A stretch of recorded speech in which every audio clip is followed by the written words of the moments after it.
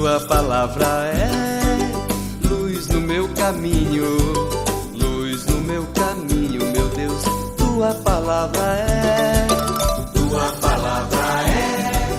luz. Caríssimos irmãos e irmãs, que bom nos encontrarmos neste novo dia, nova semana. Espero que tenha amanhecido esse dia na plena confiança naquele que te fez acordar, naquele que te deu saúde e energia para começar este dia. Tudo é obra do amor de Deus para conosco. Hoje lembramos no calendário litúrgico São Francisco de Sales. Nascido no século XVI, foi sacerdote, bispo, muito importante para a Igreja. Um homem que tinha o espírito nobre e perspicaz. Foi grande conhecedor da ciência humana e um ardoroso pregador do Evangelho. Um amante da palavra de Deus. Por isso, com razão, afirmava que o amor é o coração da vida espiritual. Sem o amor, é sinal de que o nosso espírito está morto. É um grande inspirador na obra de São João Bosco, que viveu especialmente essa espiritualidade juvenil.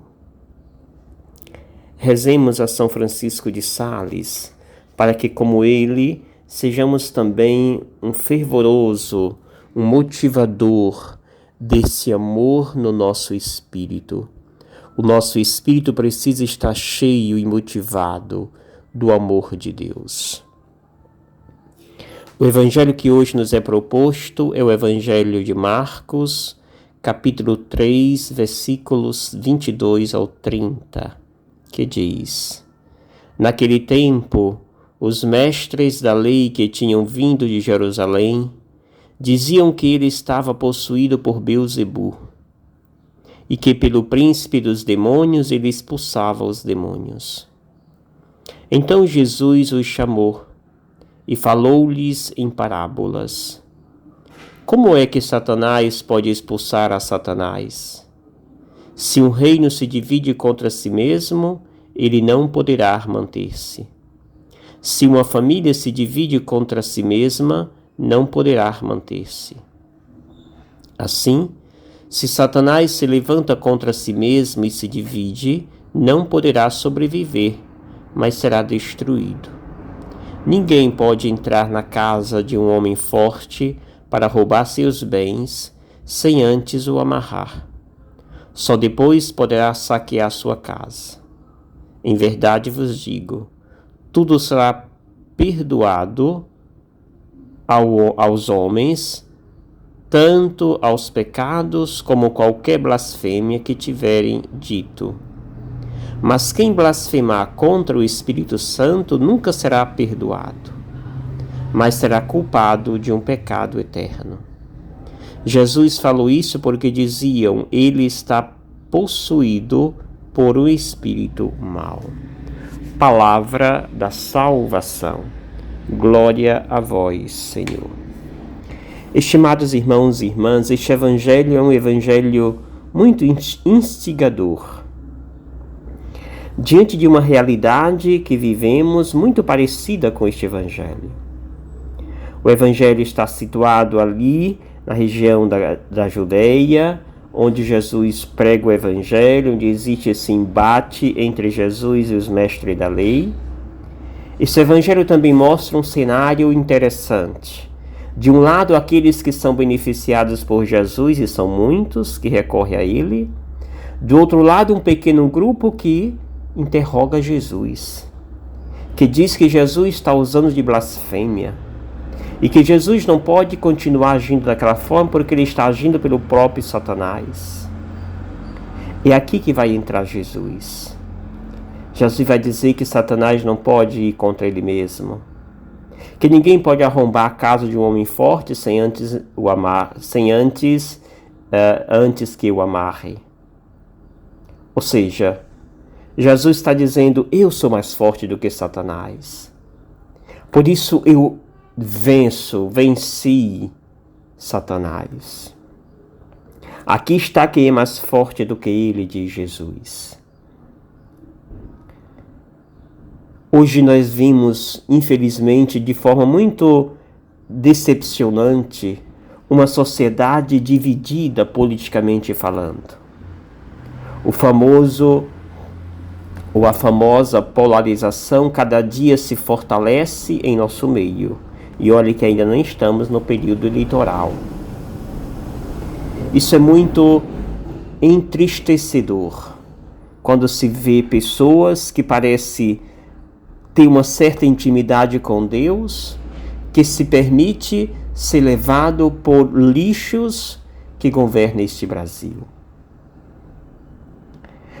Os mestres da lei que não aceitavam a intervenção de Jesus junto aos sofredores, questionavam Jesus e como não encontravam nenhum defeito em Jesus, começaram a dizer que o bem que fazia Jesus não era bem, mas era mal.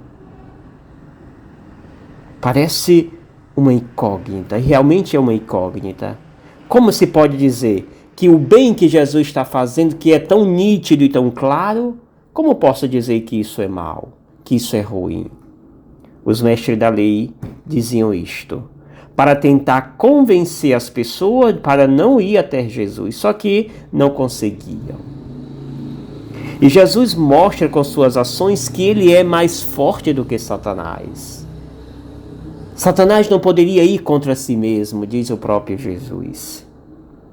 Hoje nós vivemos um tempo em que muita gente, no nosso Brasil, também no mundo inteiro, mas no Brasil tem se fortalecido com mais força, porque o anticristo em Brasília reforça isto.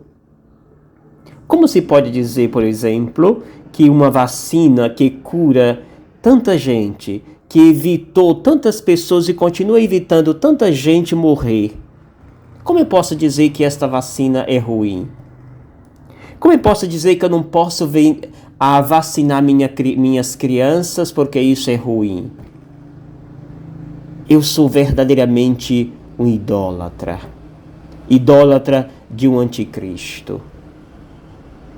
Quando eu ajo desta forma, quando eu digo que a vacina não presta, e que quem presta são a hidroxicloroquina, são outros medicamentos não confirmados pela ciência, que na verdade fazem matar.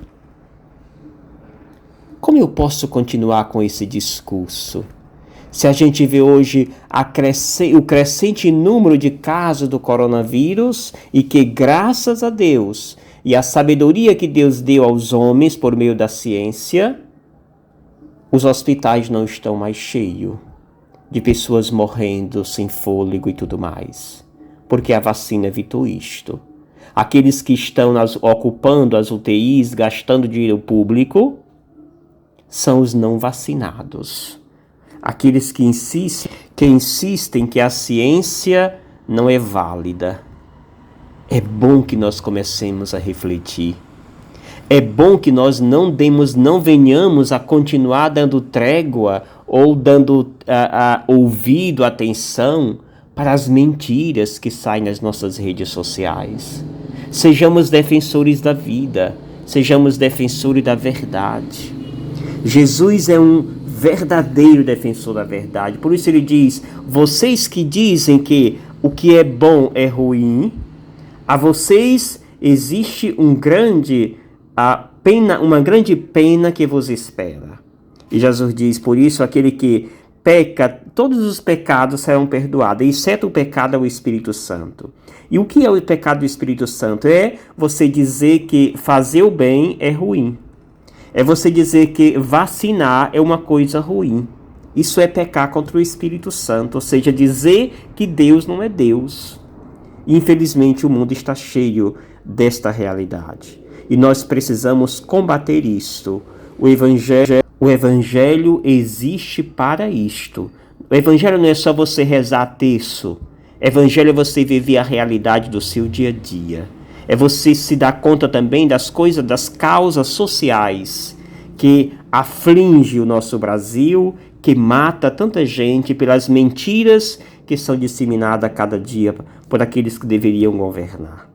Que o Senhor nos abençoe, nos faça cidadãos do céu, defensores da vida, defensores da verdade. Que o Senhor nos abençoe, em nome do Pai, do Filho e do Espírito Santo. Amém. Gratidão.